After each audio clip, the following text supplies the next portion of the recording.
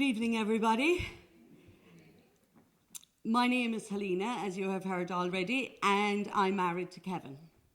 Now, you have already had the pleasure of meeting my lovely husband, Kevin, this evening because he opened proceedings.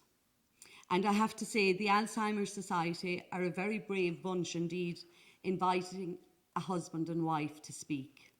I know that down our way, it could have led to a diplomatic incident, I can tell you. But since Kevin's diagnosis, I have taken on the role of carer, or the term most often used nowadays is caregiver.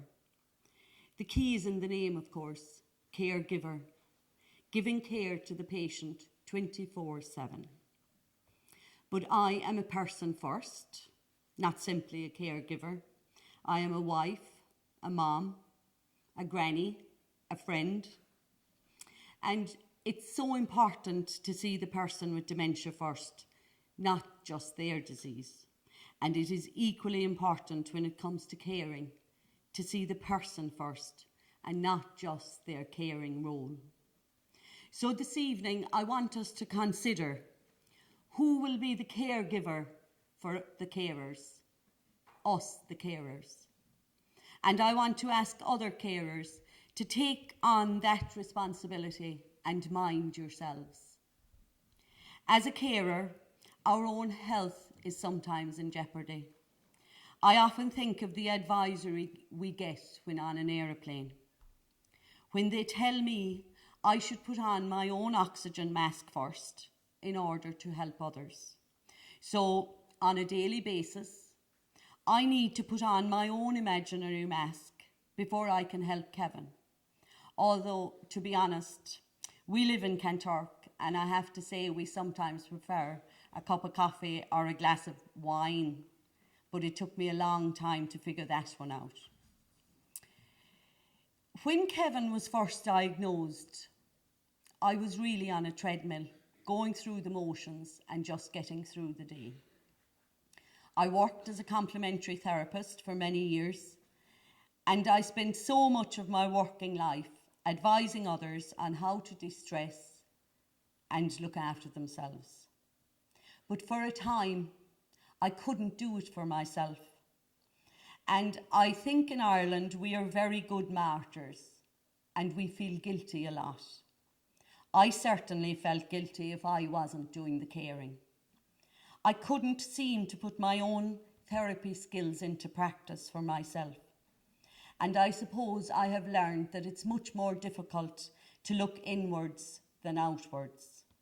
I was great at advising others on how to manage their stress, but I have now learned that I need to take my own advice on board. I am very lucky to have a fabulous family.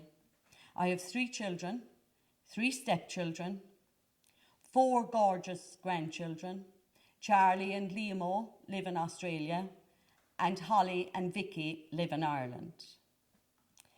I also have 6 brothers and 4 sisters. Yes, I came from a family of 11, and I am number 9. Magic number 9. I have fantastic support, but unfortunately for a long time, I did not accept their many offers of help, as I believed I should be the one helping Kevin 24/7. I refused their assistance and became isolated. I gave up my life and concentrated on Kevin's illness. As part of Kevin's LBD, Lewy body dementia, he also suffers from RBD, REM sleep behaviour disorder, which means that I never know what will face me each night if Kevin goes into one of his horrific nightmares.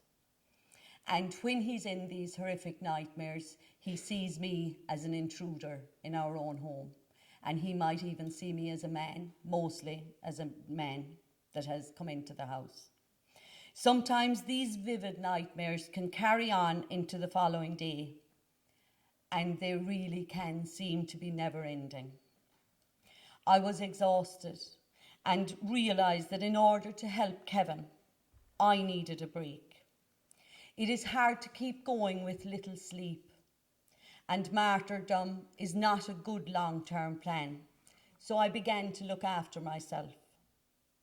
Since I have accepted help from family and friends, life for me has become easier, as I am now beginning to consider Helena as well as Kevin. I meet a friend for coffee a couple of mornings a week, and I like to go for walks. For a time, I didn't even go for my morning walk. And most importantly, each day I search for gratitude. And I find also, of course, meditation to be very helpful. Originally, I suppose I didn't want to upset Kevin by asking a friend or relative to call at a given time. And I also refused a lot of invitations. Staying home because Kevin is nervous being left alone. He used to be nervous at night and once it got dark, but now he's even a bit nervous during the day. I was a typical Irish person, I suppose, not wanting to put anybody out. We're great at that in Ireland. But now I realise that friends and family really want to help. I understand that when I accept help, I am actually giving. As the family member or friend who is taking over Kevin's care for that allotted time, they always tell me they're only too willing to help, as helping makes them feel good and uplifts their spirits. They sometimes take Kevin for a drive, or some afternoons they may take him to the local pub, which I don't have to tell you he absolutely loves, and is ready for 2 hours sitting at the door before they arrive.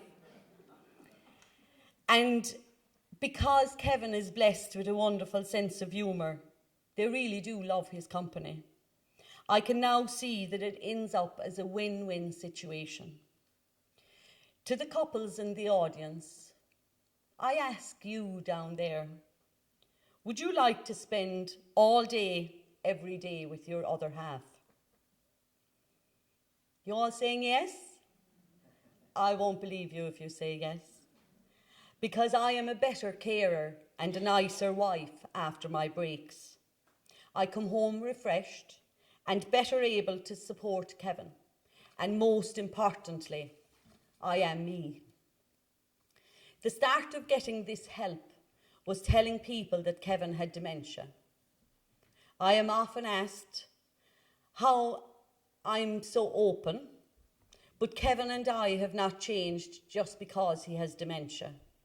Being open, honest, and chatting is who we are as a couple. We could see that hiding this medical diagnosis, which is totally out of our control, would only add to the stigma. And so here we are. Although, to be honest, when I began telling people, I never imagined it would lead to where we are tonight, in beautiful Sligo at AlzTalks. I am, however, very lucky that Kevin has what I call great bounce back ability. And you could see that, I'm sure. And in general, he has a positive disposition.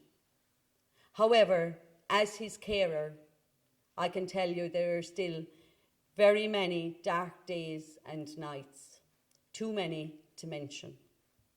One of the darkest days was when Kevin was told he had Lewy body dementia. It didn't really mean a lot, but when the words progressive and incurable are mentioned, to me, the situation seemed hopeless. Now I realise hope is the key for me on a daily basis. To help me cope, I need hope. I know this is a strange thing to say about an incurable disease, but my hope takes many forms. I hope that I will have the strength to deal with whatever this particular day throws at me. I hope it will be a good day. I take one day at a time. I hope that my family are well, and thinking of them makes me immensely hopeful. My wonderful dad had a saying, when hope goes out the window, old age comes in the door.